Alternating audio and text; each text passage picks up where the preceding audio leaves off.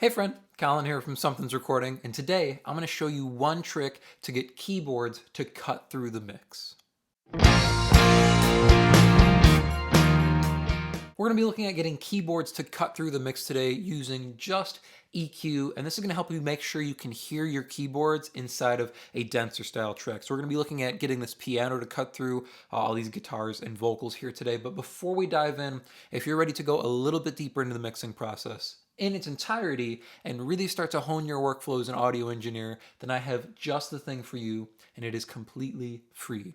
It is my 7-step mixing checklist, and it's just a simple PDF that will walk you through the entire mixing process step by step to help you get professional and radio-ready mixes without any more of the guesswork. Like I said, it's a completely free guide, and you can download it below using the link in the video description.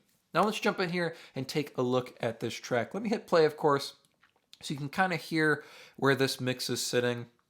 And I'll solo up the piano so you can hear what our piano sounds like as well, our finished piano mix. So here's our track. Running and running, I've been chasing her around, but I can't pin this little dragon down. She gives me half of a sign, she wants me in her life, but I can't help thinking that I'm wasting her time.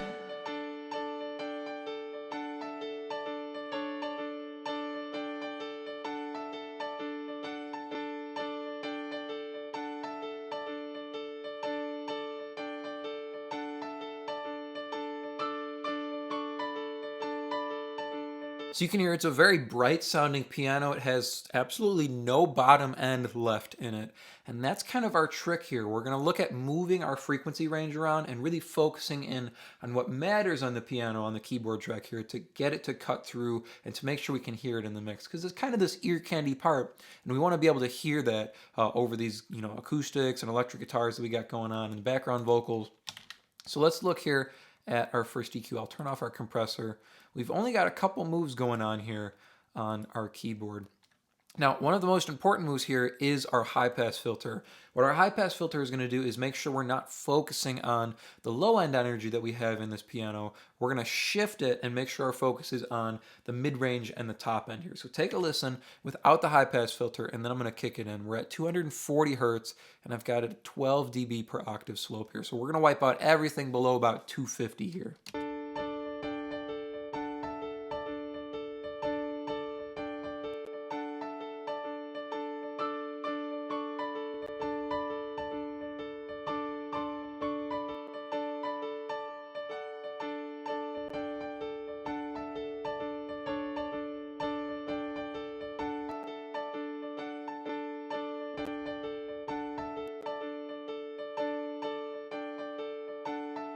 So this one move is doing dual purpose here. It's getting rid of all this heaviness in the bottom end that we don't need coming through on this piano. It's more of a brighter ear candy style part here, so we don't need that heaviness, that kind of hammer noise that you have from the piano. We don't need that in our track. It's just going to fight with the low end on our guitars and on our bass guitar.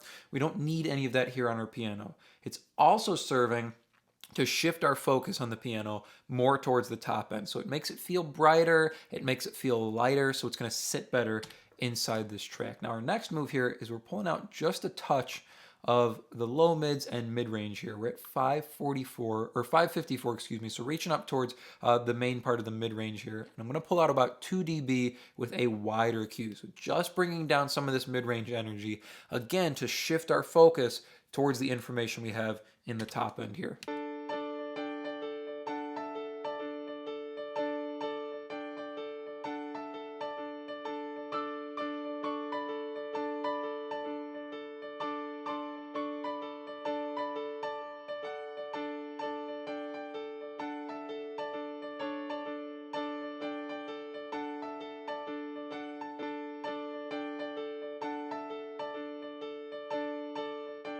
So again, we're taking out a part of the sound that we don't really need inside this track. The mid-range on this instrument isn't what's contributing the energy to this song. It's that top end and the high mid information. So pulling out just some of this buildup here in the mid-range, again, takes off all the pressure on the top end. So we're making sure this mid-range and the low end isn't obscuring the brightness we have, that kind of, brightness is the only way I can say it. Bright in terms of, the way it sounds, as well as it kind of makes you feel happy, right? It's kind of got that jumpy feel to it in the top end here. Before I add this last move here, I'm going to throw in the compressor.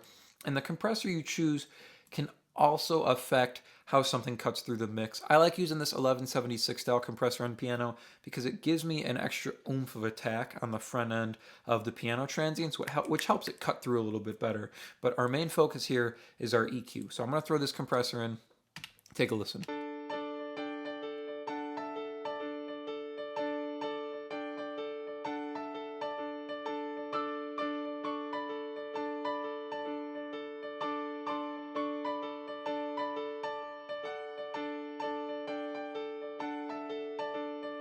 Adds a little bit of attack and a little bit of emphasis on that front end transient, but it's not doing that much to our sound. Just a couple dB down, little bit of gain reduction on some of these bigger peaks here in the piano. Now that we've got our compressor in, I like to boost into compression. I like the way the compressor, especially the 1176, holds down top end boosts. So now we're going to emphasize that brightness here. So by getting rid of the information we don't need first, then we know where our brightness is and we can emphasize it. So here we're up at 5K and we're going to pull up 5 dB of this area, again with a little bit of a wider Q, so it brings up some of the mid-range or the high mids as well as the top end here.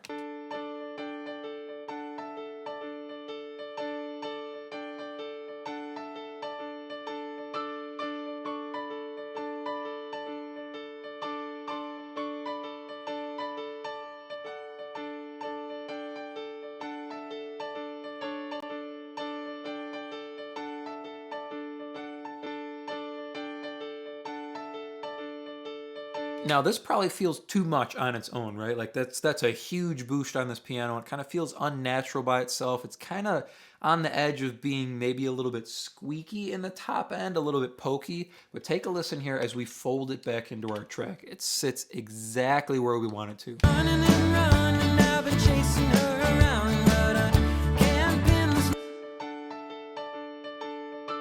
sign. She wants me in her life, but I can't help thinking that I'm wasting. I'll never be the man she needs. My goals will be a memory. Running and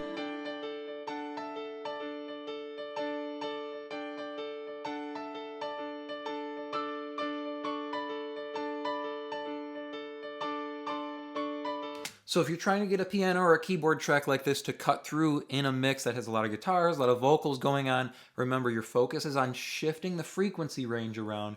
So we're focusing on the heart of the sound that's contributing energy to the track. So pulling out that low mid, pulling out that low end, and then adding that brightness or emphasizing that brightness in the top end.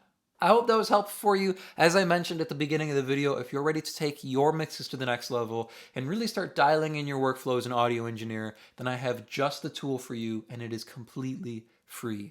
It is my 7-step mixing checklist, and you can download it below to start creating more professional mixes in less time. Thank you so much for watching here today, and I will see you in the next video.